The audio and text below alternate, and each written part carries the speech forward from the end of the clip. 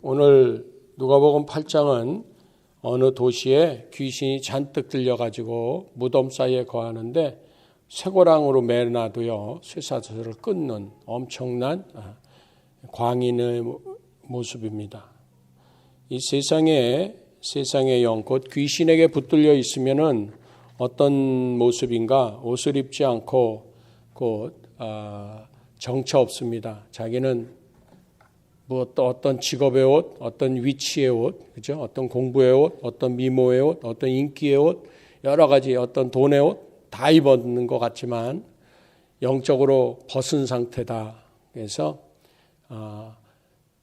권세가 없어요. 자녀의 권세가 하나님의 자녀로서의 권세가 있어야 되는데 옷을 벗었기 때문에 세상에 묶여서 이렇게 미쳐 사는 겁니다.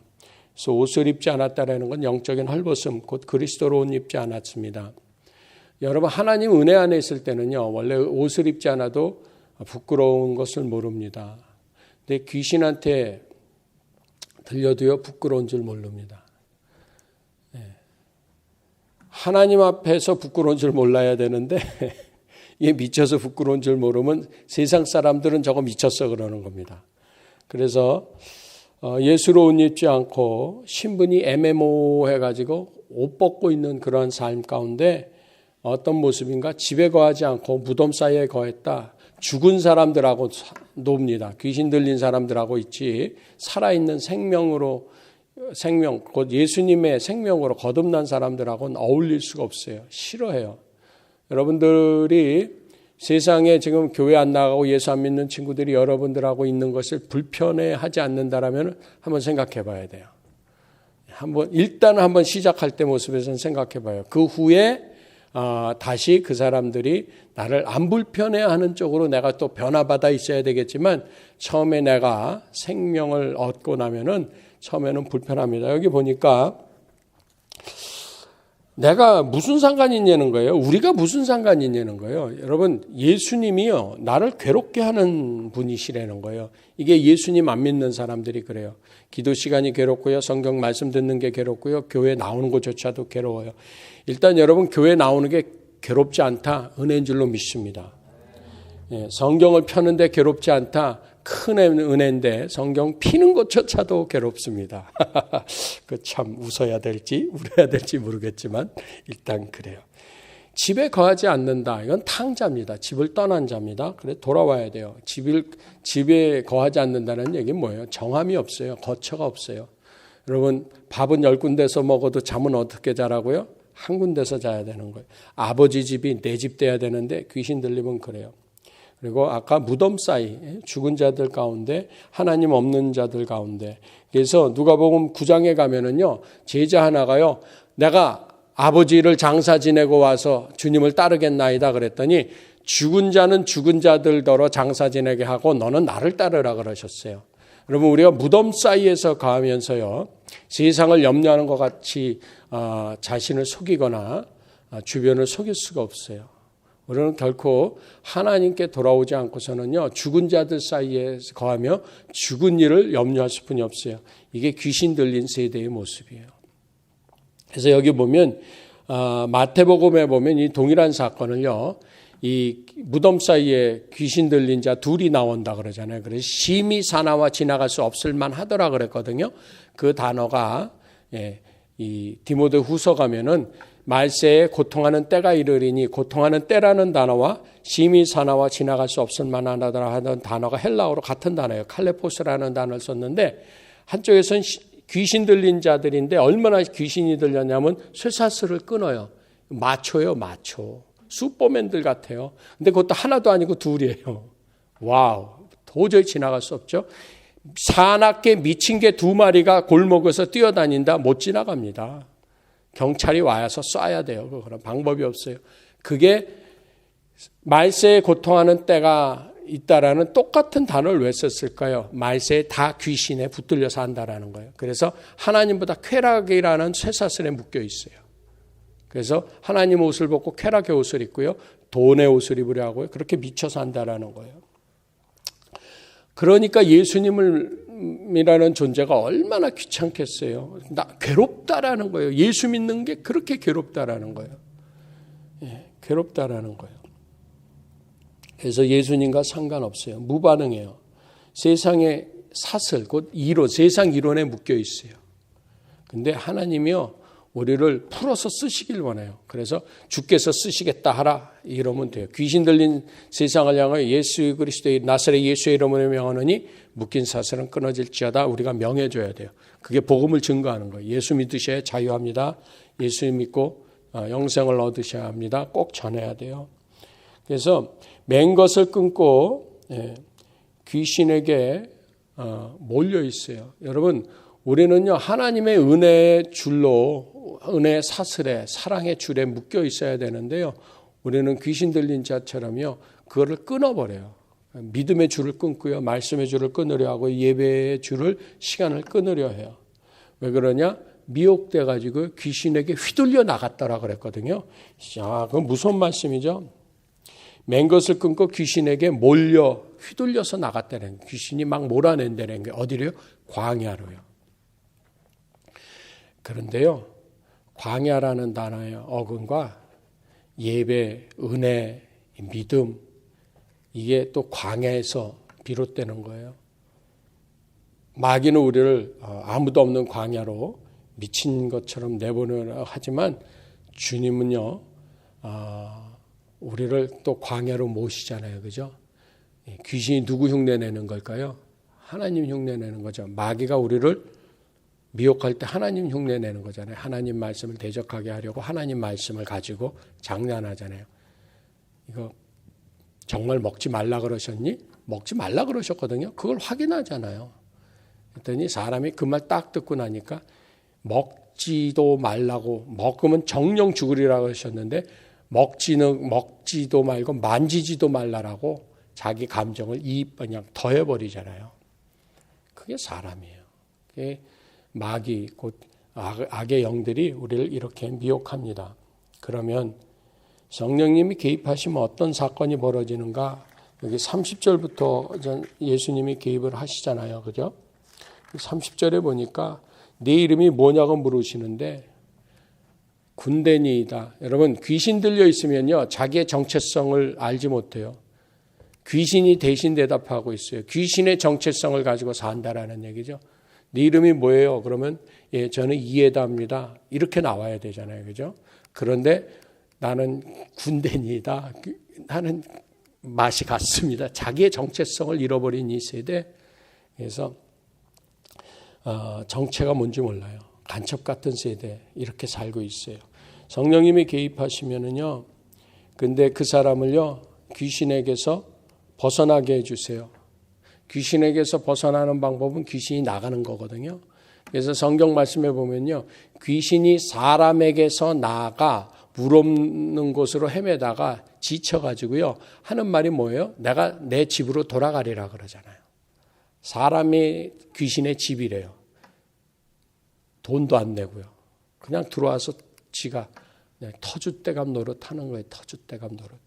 그러니까 여러분, 우리의 인생에 누구의 집이 돼야 되느냐? 하나님의 집, 성전이 돼야지 되는 거예요. 성전.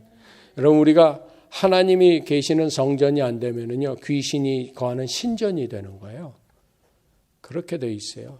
여러분, 절대 이 세상에 보이지 않는 영의 세계를 무시하시면 안 돼요. 귀신이냐 성신이냐 그거예요. 마귀의 이론이냐 천국의 이론이냐예요. 그런데 우리는 인간의 이론인 줄 알았는데 인간의 이론 없습니다. 귀신의 이론입니다. 마귀가 우리에게 하나님의 이론을 빼고 자기 이론을 놓아가지고 우리는 그 속에서 살게 돼 있는 거예요. 근데 하나님의 은혜는 뭐냐면요. 여러분, 아담과 하와가 죄로 말미암아 주신 첫 비전, 다스리고 지키게 하자 그래서 다스리고 지키라 하신 비전 잃어버렸잖아요. 근데 하나님은요, 첫 비전에서는요, 우리가 주일날 다시 배우겠지만 수성전만 하면 돼요. 수성전은 뭐예요? 성을 지키는 수비전만 하면 되게 돼 있었어요. 왜요? 에덴에 있었으니까요. 그런데 죄로 말미암아 에덴에서 내보내셔 그들의 근본된 토지를 갈게 하셨다 그랬어요. 다스리고 지켜라와 토지를 갈다 똑같아요. 그런데 문제는 그 전에는 엉겅퀴, 가시, 가라지가 없었어요. 원수가 뿌린 가라지가 없었어요. 그러니까 그냥 일만 하면 다 내 거예요. 100%.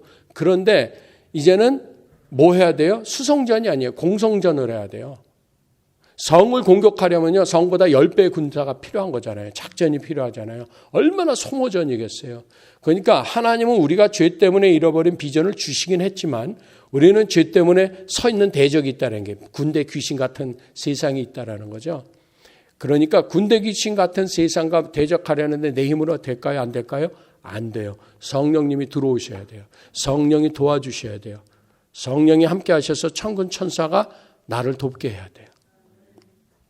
그래서 성령님이 개입하시면 제일 먼저 따라하십니다. 그리스도로 옷 입혀 주신다. 예, 첫사람 아담과 하와가 죄를 짓고 나서 벌거벗은 것을 알았잖아요. 그럴 때 하나님이 가죽으로 옷을 해입혀 주셨죠. 수치를 가려 주셨죠. 제일 먼저 귀신 들린 세대에서 꺼내 주셔가지고 해주시는 게 뭐예요? 수치를 가려 주시는 거예요. 우리의 수치를 굴러가게 하세요. 길갈 되게 하시는 거예요. 길갈, 수치가 굴러간 곳이 길갈이라는 거예요. 거기서부터 부흥이 시작되는 거예요. 그래서 유대인들이요, 사무엘 선지자 시절에 오라 우리가 길갈로 가서 나라를 새롭게 하자. Reform the kingship. 나라를 새롭게 하자. 왕권을 재확립하자. 이게 부흥의 시작인 것이에요. 그런데 그 부흥의 시작은 우리가 어디로 가서 길갈로 가서 우리의 수치를 끊어낸 곳으로부터 세상을 끊으면 우리 수치 끊어진 겁니다. 이전까지 무슨 일을 한 것도 하나님은 기억지 않으시고요. 오히려 우리가 기억을 해서 부끄러워해요. 하나님 믿었다 그러면서도 으아 이런단 말이에요. 으아 그러면 하나님이 야 왜 그러냐? 하나님 기억지 못하세요. 우리의 죄가 동에서 서가 먼 것처럼 아침 안개가 도말되는 것처럼 이렇게 도말하셨어요. 그래가지고 여러분 이 페인트가 칠해져 있잖아요. 저기다가요. 여기다가 다시 페인트를 바르고 또 발라버리면 먼저 페인트 보여요? 안 보여요? 안 보여요. 그럼 우리가 새로운 피조물이 됐다라는 얘기 뭐예요? 이 건물에 처음 들어와서 처음 본 것처럼 생각을 해야죠. 새로운 피조물이 아니라 여전히 헌 피조물이 돼가지고서 저번에는 저거 파란색이었는데 막 여기 지금 노란색으로 발라놨는데 노란색이 안 보이는 거예요. 왜? 먼저 있던 파란색만 생각하는 거예요. 우리는 새로운 피조물이에요. 그러니까 우리의 수치는 굴러간 줄로 믿습니다. 우리의 과거를 묻지 마세요. 하나님 그렇게 말씀하시는 거예요. 이전 것은 기억지도 말라. 이전 것은 지나갔으니 보라 새 것이 되었도다. 아멘. 그러면 그리스도로 옷 입었다라는 모습이 뭔가 했더니 예수의 발 아래 엎드렸다라는 거예요. 와우. 하나님이 귀찮던 사람이에요. 우리를 괴롭게 하지 마소서. 누구의 음성이었어요? 귀신의 음성이었어요. 그런데 그게 누구의 음성으로 나와요? 그 사람의 보이스를 사용해버리잖아요. 자, 보세요. 그런데 귀신이 나간 다음에 예수님의 발 아래 앉는 거예요. 와, 미친 사람이 옷을 입고 멀쩡해가지고요. 예수님의 발 아래 앉았다. 무슨 얘기예요? 예배 드렸다. 경배 드렸다. 예배자로 바뀌는 줄로 믿습니다. 여러분, 귀신이 나가기 전에는 예배가 안 돼요. 귀신이 나가야 돼요. 예수의 이름 앞에 귀신이 떠나가게 돼 있어요. 말씀 듣는 사람들은요, 더러운 영이 떠나가게 돼 있는 거예요. 예, 그래서 예수님으로 치료받고 귀신이 떠나간 사람은 예수님의 발 아래만 있는 게 아니에요. 38절 보니까요, 함께 있기를 구해요. 주님과 함께 있기를 구하는가? 이게 은혜 받은 사람이에요. 이게 치료받은 사람이에요. 예수님과 함께 있기를 구해요. 그런데 예수님과 동행하기를 싫어한다? 어디 가는 걸까요? 죄지러 가는 때는 예수님이 귀찮죠. 그죠? 솔직히 생각을 해봐요. 죄지러 가는데 예수님이 좋겠어요? 귀찮지. 주님 여기 좀 계세요. 그러고 싶어. 근데 주님과 함께 있기를 구하는 자에게 주님은 일을 맡기시기 시작해요. 집으로 돌아가라는 거예요. 뭐 하라는 거예요? 증인 되라는 거예요. 뭐가 먼저 필요해요? 돌아가라는 거예요. 가서 섬길 일이 있다라는 거예요. 무엇을 섬기는가 했더니요.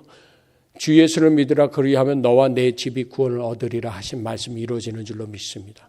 너 집으로 돌아가라. 가족에게로 돌아가서 너에게 일어난 사건을 간증하라는 거예요.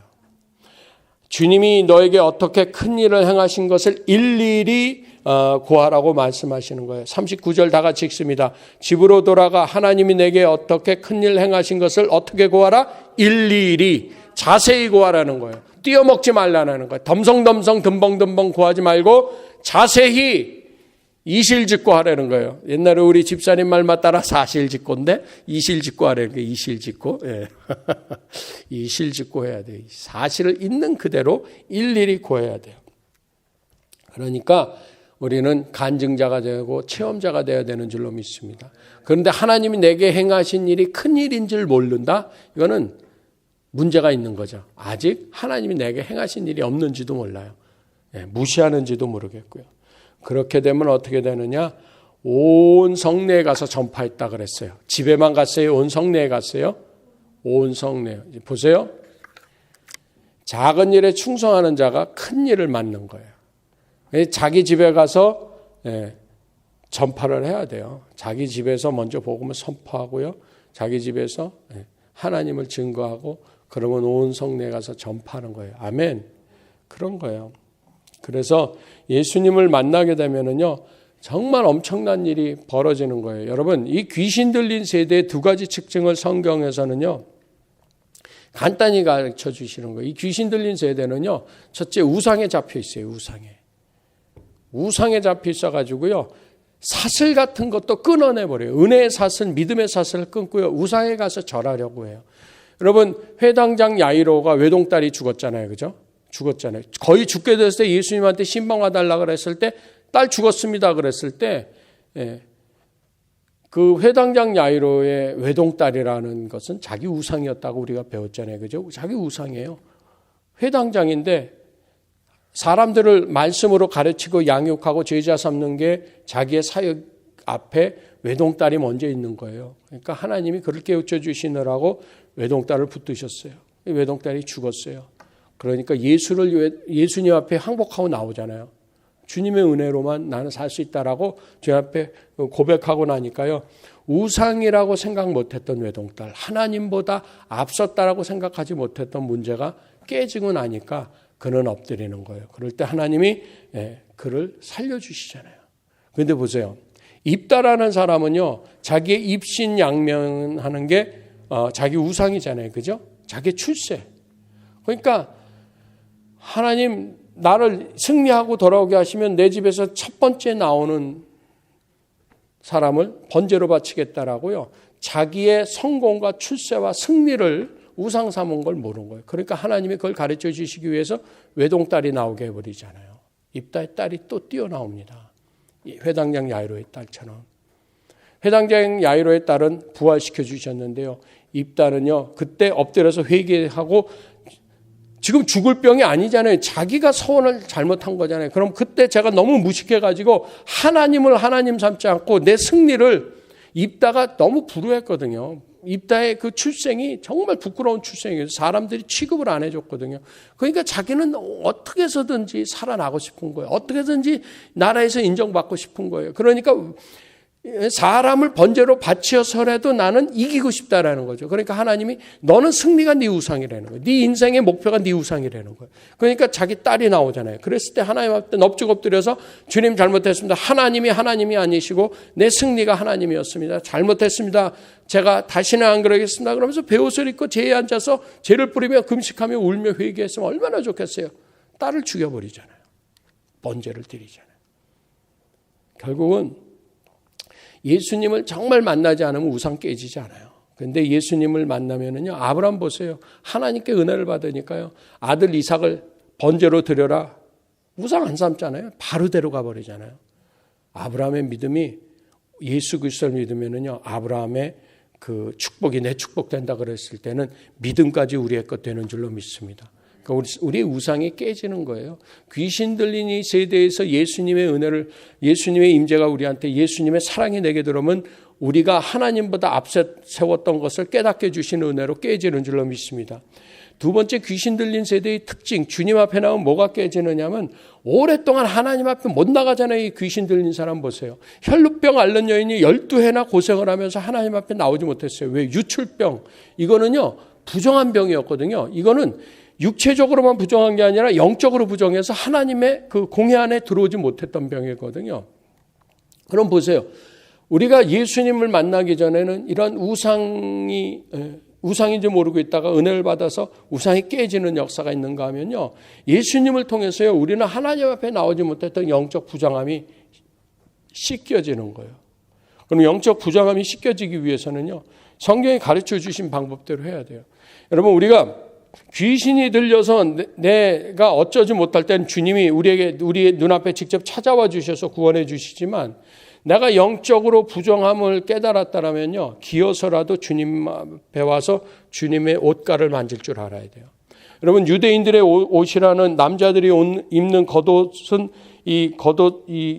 옷자락에 이 엣지에다가요, 술을 달아놨어요. 그게 하나님의 말씀을 의미하는 것들이에요. 그러니까 예수님께 나와서 겉옷에 손을 잡았다는 것은 겉옷에서 만지기만 해도는 뭐냐면 말씀 앞에 나를 노출하겠다라는 거예요. 말씀 앞에 나를 노출하셔야 돼요. 12년 세월의 부정함이 그 자리에서 능력으로 씻김 받던 거예요. 그리고 주님 이의 방법을 해결했던 모든 인간적인 노력이 헛되다는 걸 깨닫는데 12년 세월이 걸렸어요.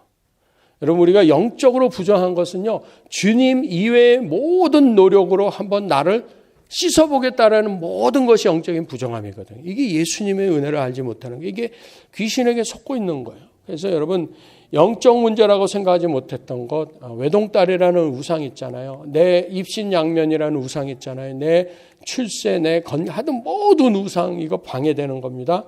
그다음에 혈류병, 인생의 고질적인 문제들, 이거 정말 스스로 해결해 보지 못했던 모든 수고와 무거운 짐, 이 앞에서 예수님은 그 귀신 들린, 무덤 사이에 귀신 들린 거라사 지방의 그 불쌍한 영혼을 위해서 예수님이요, 배를 타고 건너가셨는데 항해를 하셨다는 얘기예요. 배를 타고 건너가셔가지고요, 그 무덤 사이에 귀신 들려 고생하던 그 사람들을, 마태복음에서는 두 사람 아니에요, 그죠? 여기 이 사람, 여기서 누가 보면서 한 사람으로 나왔는데, 하여튼 한 사람이든 두 사람이든 많은 사람 아니죠. 하나님은 한 영혼을 천하보다 귀하다고 하시는 줄로 믿습니다. 그분의 사랑을 나는 믿는 거예요. 하나님이 오늘 나 하나를 위해서 오시는 거예요. 나 하나를. 오늘 이 밤에요, 여러분, 사람이 많으면 주님이 오시는 게 아니고요, 불쌍한 영혼 하나를 위해서 주님은 오시는 거고요, 불쌍한 영혼 한 사람을 위해서 구원하겠다라고 섬기면은요, 나중에 성례를 두루다니면서 전파하게 하나님이 사역을 열어주시는 줄로 믿습니다. 한 영혼이 그렇게 소중한 거예요. 그런데 이 한 영혼을 소중하게 우리가 생각하지 못하면은 낭패 볼 수뿐이 없어요. 그러니까 제일 먼저 누구를 소중히 봐야 돼요? 내 영혼을 불쌍히 여길 줄 알아야 돼요. 그다음에 내 가까운 이웃을 불쌍히 여기고 그 주변을, 그래서 예루살렘과 온 유다, 그다음에 사마리아, 그다음에 땅끝을 하나님 말씀하시는 줄로 믿습니다. 그래서 여러분, 다 끝장난 것 같잖아요. 여러분, 귀신 들려가지고 막 무덤가에서 옷을 벗고 있는 사람 인생은 완전 끝난 것 같잖아요. 그죠? 회당장 야이로의 딸은 죽었다 그랬잖아요. 더 이상 괴롭히지 마소서, 끝났습니다 그랬잖아요. 하인이 와가지고. 하나님 아니시라는 거예요. 끝은 내가 끝이라는 거예요. 하나님이 개입하셔야 끝난다라는 거예요. 하나님은 시작이시고 하나님은 끝이라 그러시는 거예요. 알파요 오메가라고 하셨는데, 우리 마음대로 뭐 끝났어요, 나는 끝났어요, 난 인생 다 끝난 것 같아. 아니에요. 그때가 시작이에요. 무덤가에 미쳐있는 사람도 예수님 만남부터 다음부터 인생 새로 시작한 줄로 믿습니다. 아멘. 혈루병 여인도 치료받고 나서 인생 새로 시작한 줄로 믿습니다. 그래서 믿으셔야 됩니다. 여러분, 미친 사람이 살았으나 살은 거예요, 죽은 거예요? 죽은 듯한 인생이잖아요. 여러분, 이 여자아이가 죽었을 때 이 영이, 떠났던 영이 돌아왔다 그랬잖아요. 그것처럼 사람이 살아나려면요, 생명이 돼야 되는데 성령이 다시 돌아오셔서 우리의 죽은 영혼을 살려주셔야 돼요. 그래서 죽음이라는 건 영이 떠난 것이에요. 죽음이라는 건 영이 묶인 것이에요. 우리가 살았으나 죽어있는 이유는 뭐냐면 세상의 영에게 내 영이 묶여있기 때문에 하나님의 영적인 일을 감당하지 못한 거 다 죽은 거예요. 아무것도 산 것이 없어요. 그러니까 여러분, 오늘 이 밤에 하나님 앞에서 우리가 죽은 영이 돼가지고서 산 영이 되기 위해서는 이 영이 떠난 사실을 알고 하나님의 성령의 사역을 기뻐하시기 위해서 제일 먼저 영적인 호흡을 해야 돼요. 기도로 우리의 영이 살아나고 체험받아야 돼요. 그 다음에 영이신 말씀이 여기 계시며 영생의 말씀이 여기 있다는 영이신 말씀이라고 그랬어요. 말씀이 누구시다? 성령이시라는 거예요. 기도가 성령의 도움을 받는 거예요. 이런데도 기도를 안 하고 이런데도 말씀을 안 채우면요 아무 소용없어요. 그 다음에 영의 활동이 뭐예요? 영의 활동은 예배예요. 영의 활동은 예배 드리는 거예요. 그러니까 우리가 영이 살아나기 위해서는 기도와 말씀과 예배, 영적인 활동은 예배예요. 마지막으로 영적인 충만은 뭐냐? 증인됨에 있어요. 이 증인됨으로 인하여 기쁨이 충만하다라는 걸 요한 1서에서 2서에서 3서에서 계속 증거해 주신 거예요. 요한 서신을 통해서 너희가 말씀을 증거하는 증인이 됨으로 말미암아 우리 기쁨이 충만하고 너희 기쁨이 충만하다. 영적인 충만이 뭐라고요? 증인됨에 있는 줄로 믿습니다. 그러니까 여러분 귀신 들린 세대에서 벗어나기 위해서는 예수님의 영이 오셔야 되고요. 그분의 영으로 충만받기 위해서 기도와 말씀과 예배가 회복돼야 되고 그것으로 끝나면은 아무 성장이 없어요. 기쁨이 충만하죠. 그냥 기쁘다 말아요. 그렇지 않아요? 근데 충만한 기쁨까지는 성경은 분명히 증인될 때라 그랬으니까 영적인 호흡과 영적인 양식과 영적인 활동과 영적인 충만에 이르실 수 있기를 축원합니다. 기도하겠습니다. 아버지 하나님 이 시간에 성령으로 기름 부어 주시고 회복하여 주시옵소서. 예수님 이름으로 기도합니다.